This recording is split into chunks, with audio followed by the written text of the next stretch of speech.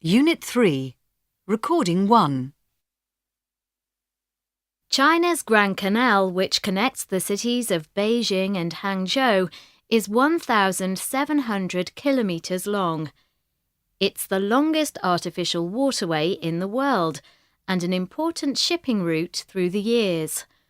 But what's more amazing than the length of the canal is its age.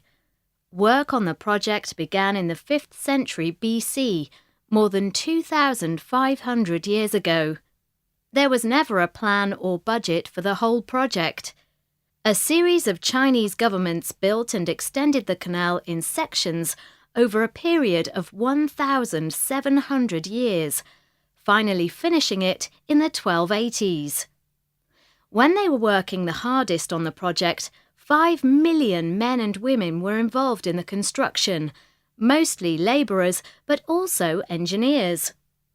Today, only the section between the cities of Hangzhou and Jinying, about 500 kilometres, is open for shipping. It is about 100 metres wide at its narrowest point. In some places, the canal is less than a metre deep. The Suez Canal in Egypt connects the Mediterranean Sea and the Red Sea. Work started in 1859. They thought the project would take 6 years, but they finished later than planned, in 1869, 4 years behind schedule. At one point, 5 million people worked on the project, mostly labourers, but also engineers, accountants and project managers.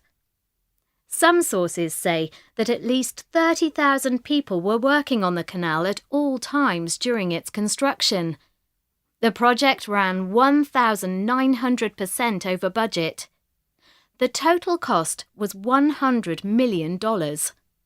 But it is still one of the most important shipping routes in the world. With a length of about 190 kilometres, the canal makes the journey between the North Atlantic and the Indian Ocean much shorter than going around Africa. It reduces the trip by 7,000 kilometres, making the journey less difficult and time-consuming. At its shallowest point, the canal is about 12 metres deep and 55 metres wide. The Panama Canal in Central America connects the Atlantic and Pacific Oceans. In 1881, a team from France started work on the project after seeing the success of the Suez Canal. However, the Panama team had to work a lot harder than the Suez team.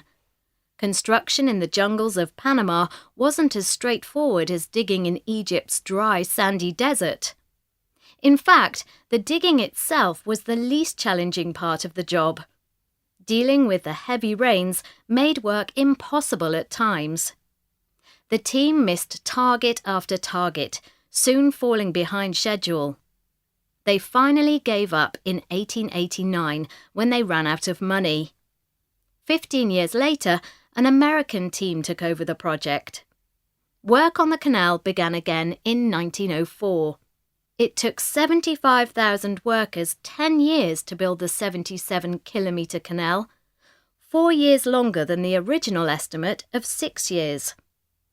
The team included engineers, specialised machine operators, and of course labourers.